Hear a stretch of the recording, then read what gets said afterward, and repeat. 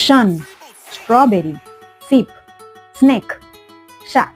Okay, here S is having sound, but here you can see S is between two vowels I and O, and we pronounce it as scissors. Why? Here S pronunciation is different.